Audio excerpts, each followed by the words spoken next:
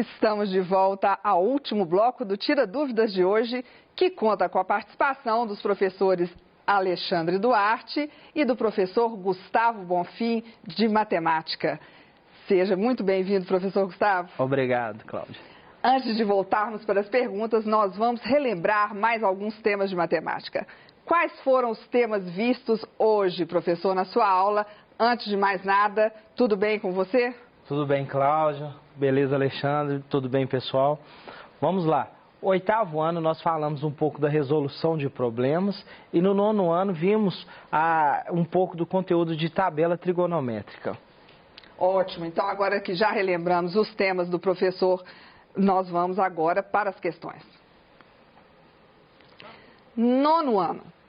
Como decorar toda a tabela de seno, cosseno e tangente? Bom, Cláudia, aí nós não vamos precisar do quadro dessa vez, né? Ok. Pessoal, presta atenção. A tabela ela é gigante, né? São muitos valores bem complexos. Então podem ficar tranquilos que toda vez que ocorrer uma avaliação, que ocorrer essa necessidade de um seno de um determinado ângulo, cosseno ou tangente, essa informação vai vir na prova, beleza?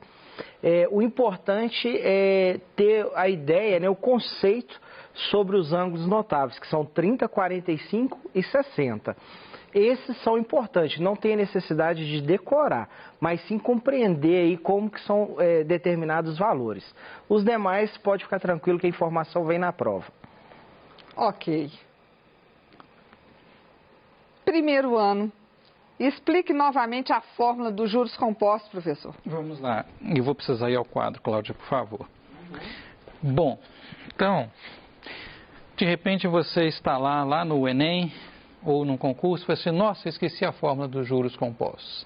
Então, o que você vai fazer? Você vai lembrar, igual o professor Gustavo acabou de falar, do conceito. O que são juros compostos? Você tem um capital e aí você vai progressivamente, por exemplo, uma aplicação, né? Você vai aumentando esse capital progressivamente.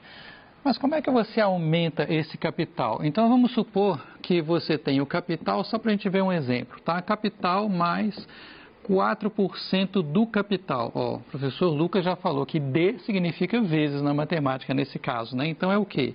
É o capital mais, o que é 4%? 4 sobre 100 vezes C. Como que vai ficar isso? Vai ficar capital mais, em decimal, gente, 0,04 vezes C.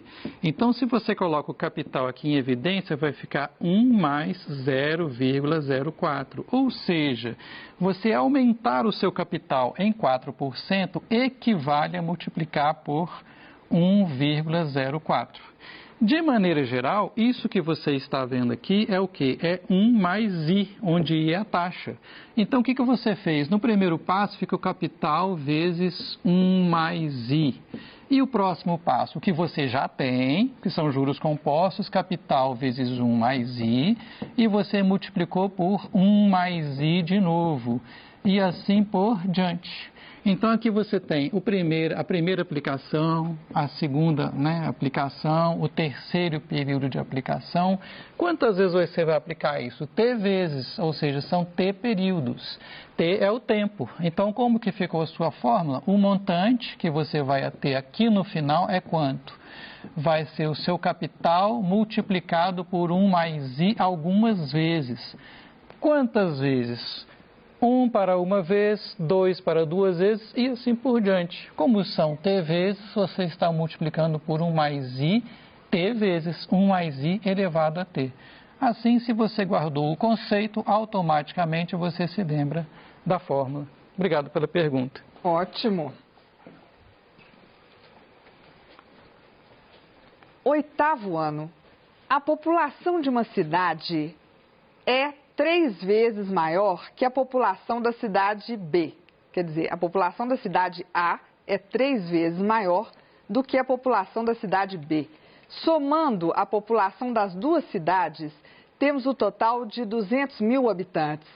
Qual a população da cidade A? Bom, Cláudio, vamos utilizar o nosso quadro para resolver essa questão. Essa questão, pessoal, ela envolve, né, um sistema para a gente resolver. Então, eu tenho duas cidades, tá? Cidade A e a cidade B. vou chamar a cidade A, né, o número da população de X, e de B, Y. E ele fala o seguinte, que a população A, ela tem 3 vezes a população B. Isso me garante o quê? Posso já falar que X é igual a 3Y, né? Voltando então aí ao entendimento. A população A tem 3 vezes o número da população B. Então, se eu chamei a população A de X, eu tenho que X é igual a 3Y. E ele falou também que se eu somasse essas duas, daria 200 mil habitantes. Então, eu posso falar aqui, X mais Y é igual a 200 mil habitantes. Ou seja, temos aí um sistema. O ideal aí, né, o legal desse sistema é que eu já tenho o valor de X, né? Ou seja, eu vou pegar essa equação aqui e vou substituir o meu X que vale 3Y. Então, de vez de eu colocar X mais Y, 3Y mais Y, beleza? Lembrando que eu substituí esse valor para o Y. Então, isso é igual a 200 mil. 3Y mais Y, 4Y, é igual a 200 mil. Como eu não quero saber o valor de 4Y, eu quero saber o valor de 4, só quero saber o valor de Y, então eu vou dividir ambos os lados por 4. Então aqui eu divido por 4, por 4. 4 por 4 é 1, 1 vezes Y é Y. E agora eu chego aí a 200 mil dividido por 4, que nós vamos utilizar aqui, ó. Fazer passo a passo. 200 mil dividido por 4. 2 não divide, eu vou pegar aqui o 20. 20 dá 5, 5 vezes 4, 20 resta 0. Desce esse 0, aumenta, desce esse, aumenta esse e esse. Então aqui, ó, 1, 2, 3, 4. 1, 2, 3, 4. Ou seja, 50 mil habitantes. Então, o meu Y vale 50. Se o meu Y vale 50, eu vou substituir na equação inicial e calcular, né? Qual que era a minha equação inicial? X é igual a 3Y. Se o Y vale 50, é 3 vezes 50. Isso eu chego que X é igual a 150 mil. Tranquilo, pessoal? E aí ele me perguntou, professor, qual que é o número da população A? Se for a população A, você sabe que é 150 mil. Se ele te perguntasse a população B, seria de 50 mil habitantes. Vou abreviar. Outro detalhe, pessoal, para conferir a resposta, você sabe que a soma das duas dá 200 mil. Então, se você somar 150 mais 50, 200 mil. Você sabe que uma é 3 vezes a outra, né? Então, se eu pegar 3 vezes 50, vai dar 150 mil. Então, está conferida aí a resposta da atividade. Obrigado pela pergunta. Ótimo. Destrinchada. Terceiro ano.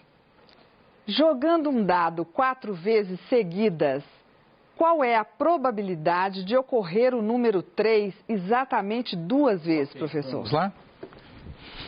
Muito bem. Antes de resolver, gente, isso que o professor Gustavo acabou de fazer é muito bom. Não só em matemática, em exatas. Você está lá fazendo uma prova, primeiro, fique tranquilo, né, professor? Acabou de fazer, dá uma conferidinha. Às vezes você errou um sinal, você vai gastar 30 segundos, 1 minuto para conferir, né? E às vezes você errou uma bobeirinha lá e você pode perder a questão só por causa do seu último passo. Ok? Então nós vamos jogar o dado 4 vezes. Bom, então nós temos aqui 4 espaços. Aqui eu quero que ocorra o número 3, nós já resolvemos esse problema na verdade. Número 3, aqui um número diferente de 3 e aqui um número diferente de 3.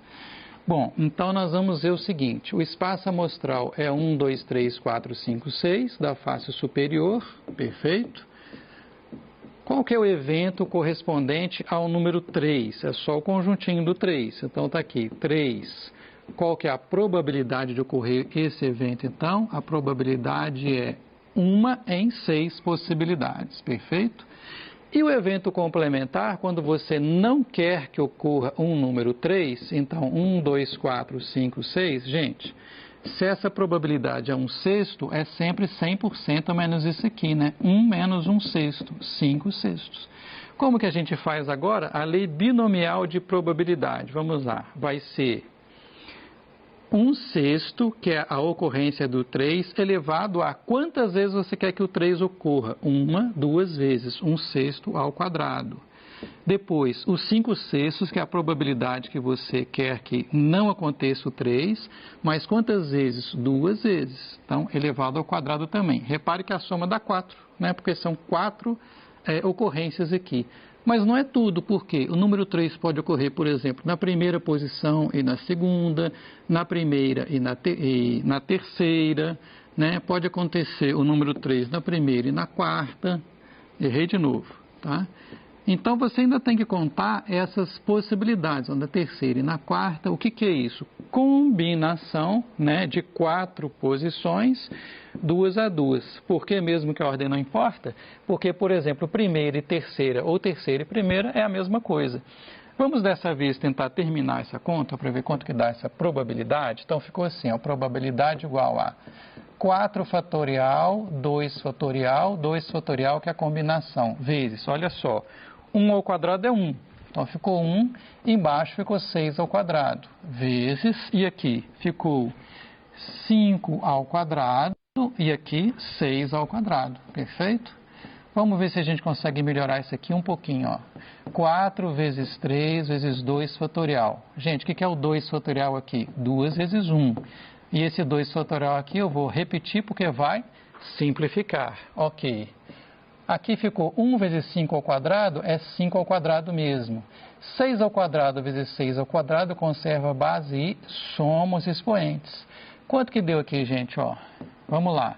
4 vezes 3, 12. 2 vezes 1, 2. 12 por 2 dá 6 vezes 5 ao quadrado sobre 6 à quarta. Então, juntando tudo aqui, ó, ficou 6 vezes 5 ao quadrado e 6 à quarta. Finalmente, simplificando isso aqui, né, vai sobrar 6 ao cubo embaixo. Então, ficou 5 ao quadrado sobre 6 ao cubo. Só comentando que é uma tendência do Enem não fazer conta, deixar a resposta no formato do raciocínio. Muito obrigado pela pergunta. Ótimo, ok. 9º ano. Um avião decola, percorrendo uma trajetória retilínea, formando com o solo um ângulo de 30 graus. Suponha que a região sobrevoada pelo avião seja plana. Depois de percorrer 1000 metros, a altura atingida pelo avião em metros é... Bom, Cláudio, vamos desenvolver essa questão aí no nosso quadro. Sim. Então, pessoal, foi dito, né, que o avião decolou. Então, automaticamente, já vou ter uma linha, né, com uma certa inclinação. Ele fala que essa inclinação é de 30 graus. Então, tá aqui, ó, 30 graus em relação ao solo, tá? E ele quer saber a altura que esse avião está, que é o meu H, após ele percorrer uma distância de 1000 metros. Ou seja, ele saiu da origem, ele decolou numa inclinação de 30 graus. Quando ele deslocou nessa inclinação 1000 metros, a qual altura que ele está em relação ao solo? De acordo com os nossos estudos, né, eu tenho o quê? O ângulo, eu tenho o cateto oposto e eu tenho a hipotenusa. Beleza? Então, se eu tenho o cateto oposto à hipotenusa, só me cabe usar o seno. Então, eu vou fazer seno de 30 graus é H sobre 1000. Quanto que vale seno de 30? Lembra lá dos nossos estudos de desenvolvimento, né? Nós sabemos que é 1/2. Depois a gente pode até criar a nossa tabelinha ali. Então, vai ficar 1 sobre 2 é igual a H sobre 1000. Aqui nós vamos realizar aquela multiplicação cruzando os dados. Então, eu tenho que 2H, 1 vezes 1000 é 1000. Eu não quero saber o valor de 2H, eu quero saber o valor de H. Divido ambos os lados por 2. 2 dividido por 2 é 1. 1 vezes H, H. 1000 dividido por 2 é 500. Ou seja, após ele deslocar 1.000 metros nessa inclinação, ele está a 500 metros de altura. Beleza? Obrigado pela pergunta. Ok. Muito obrigada, professores, porque está chegando a hora de mais o final do Tira Dúvidas de Matemática. Ficou alguma dúvida? Acesse o aplicativo Conexão Escola e envie a sua pergunta diretamente para o seu professor.